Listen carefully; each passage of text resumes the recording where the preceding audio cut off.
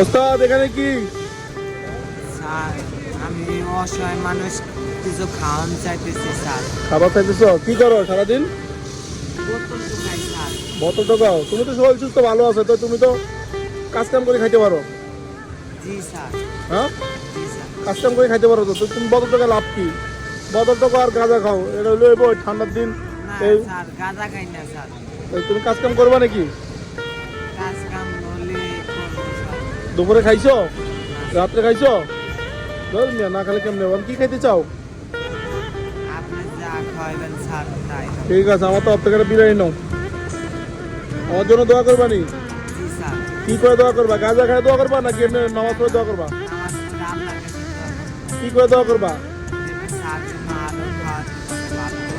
ঠিক আছে, স্যারের পরিবারের জন্য ভালো। ঠিক আছে, দেখা হবে মরার পরে। খোদা হাফেজ। যাও।